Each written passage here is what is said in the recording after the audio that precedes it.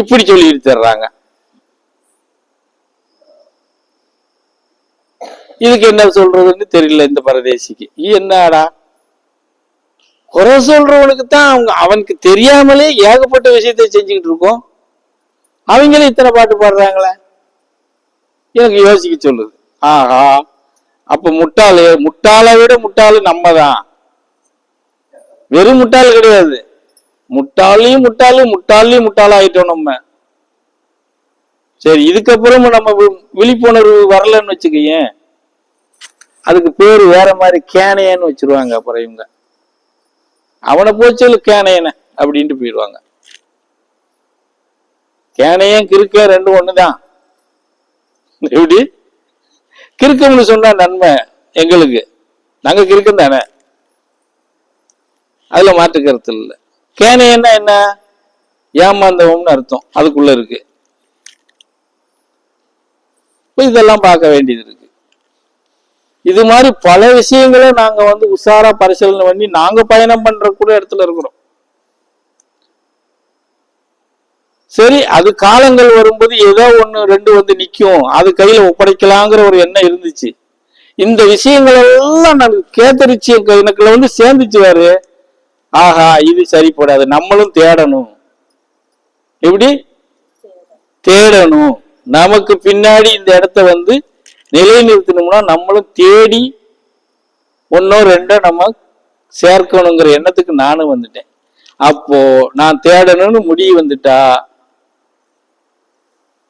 வரக்கூடியவங்களுக்கு சல்லடை மணல் செழிக்கிறது மாதிரி சலிச்சே ஆகணும். சலிச்சாதானே அதுல நல்லவனை நம்பிக்க முடியும். மேலோட்டமா பார்த்துலாம் நிறுத்த முடியாது. இவ்வளவு கழுதையை உருவாக்கிட்டு நாளைக்கு மண்ணா போறதுக்கா நான் பார்த்துட்டு இருப்பேன்?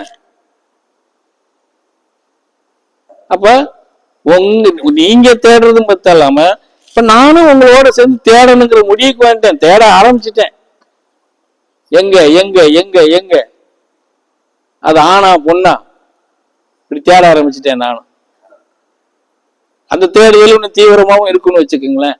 எப்படி உங்களை சீர்திருத்தம் பண்றதுல எவ்வளவு மாற்றத்தை தீவிரப்படுத்துறனோ, அதுபோல இந்த பரதேசிக்கு பின்னாடி இந்த இடத்துல நிக்கிறதுக்கு தேடுதல் என்னுடைய இதுவும் வேகமா இருக்கும். அப்ப ரெண்டும் ஒண்ணு சேரும் போது என்ன ஆகும்? ஸ்பீடு கூடுமா கூடாதா? கூடும், கண்டிப்பா கூடும். இப்ப அந்த ஸ்பீடுக்கு நீங்க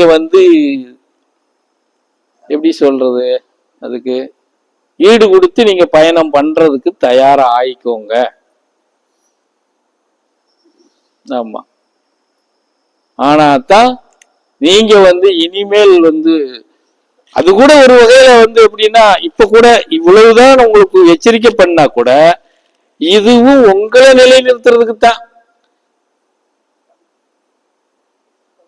உங்களை நிலைநிறுத்துறதுக்கு தான் அது கூட இந்த எச்சரிக்கை. நாங்க நிக்கிறதுக்கு ஒண்ணும் கிடையாது. நாங்க நின்று என்ன செய்ய போறோம் சொல்லு பாப்போம். இப்படி வந்துச்சுன்னா இப்படி வாங்குவேன், இப்படி தூக்கி தூர வீசிட்டு நான் போய்கிட்டே இருக்கிற ஆளு. அதை பொட்டணம் கட்டி தொங்கெல்லாம் வச்சுட்டு தெரிய மாட்டேன் நானு. ஏற்கனவே வாங்கின பொட்டணத்துலயும் தெமக்க மாட்டாம இருக்கும், அந்த பொட்டணத்தை வாங்கி நான் என்ன செய்ய? புரியுதுங்களா? தண்ணி ஊத்துப்பா.